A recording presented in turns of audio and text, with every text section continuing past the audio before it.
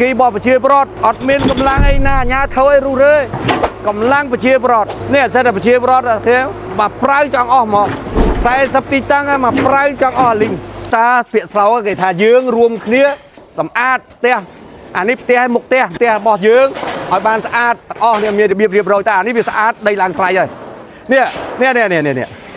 មានផ្លូវធំទូលាយនិងប្រព័ន្ធលូបលាយល្អមានក្តីសង្ឃឹមរក្សាប្រាក់ចំណូលបង្កើនប្រាក់សន្សំបន្ថយបំណុលគ្រួសារដើម្បីជីវភាពប្រជាពលរដ្ឋនិងសង្គមជាតិយើងតាប្រជាពលរដ្ឋសប្បាយចិត្តមានសុភមង្គលក្នុងគ្រួសារហើយស្អីក៏វាសុខក្តីសប្បាយដែរពិសេសអាញាធរនេះជើងក្រោមមេភូមិខ្ញុំមេភូមិខ្ញុំទាំងពីរ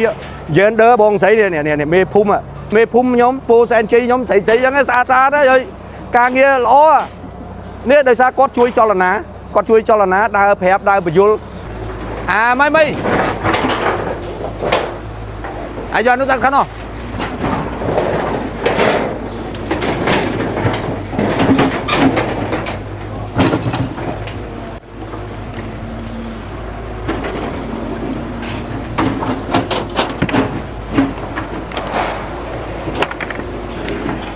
អូពីណាចង់បានអាងហែកទឹកទេ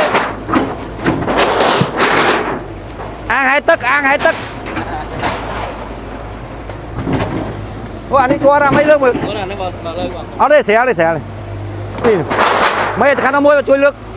គីបបជាប្រតអត់មានកម្លាំងអីណាអាញាធ្វើឲ្យរុះរើកម្លាំងបជាប្រតនេះអសិទ្ធបជាប្រតទេរើមកប្រៅចង់អស់មក40ទីតាំង40ទីតាំងមកប្រៅចង់អស់លីងអញ្ចឹងទៅសល់ប្រហែលទុកឲ្យគាត់ជើងក្រោមជើងអីទៅតែសំខាន់បំផុតយកអាហ្នឹងដែលពិបាកគាត់អញ្ចឹងយើងជួយគាត់វិញហើយអត់មានអីណាមកគេថាធ្វើកុំឲ្យប្រជាពលរដ្ឋធ្វើឲ្យប្រជាពលរដ្ឋសប្បាយចិត្តតែប្រជាពលរដ្ឋសប្បាយចិត្តប្រជាពលរដ្ឋចូលរួមមានការជឿជាក់ធ្វើអីក៏បានដែរ40ទីតាំងឯនេះមិនមែនធ្វើតែមួយកន្លែងទេប្រជាពលរដ្ឋធ្វើឲ្យព្រៀតព្រមគ្នាមកហើយយើងក៏ទុកពេលវេលាឲ្យគាត់ដែរយើងអត់មានទៅប៉ះពាល់ទេទុកឲ្យគាត់រើយកសង្កសីអានេះការរុះរើរបស់ប្រជាពលរដ្ឋមិនមែនការរុះរើរបស់អាញាធរណាមួយទេអត់មានទេលោកអើយប៉ាងលីដាសុំតែសេចក្តីសុខសប្បាយទាំងអស់គ្នាសប្បាយទាំងអាញាធរសប្បាយទាំងប្រជាពលរដ្ឋហើយពិសេសនោះថ្នាក់ដឹកនាំលោកញញឹមហ្មងខ្ញុំជឿថាញញឹមហ្មងថ្ងៃនេះពិសេសមេផ្ទាល់របស់ខ្ញុំមេខណ្ឌអាយដាមខួងសេអាបាលគេថាឪពុកម្ដាយផ្ទាល់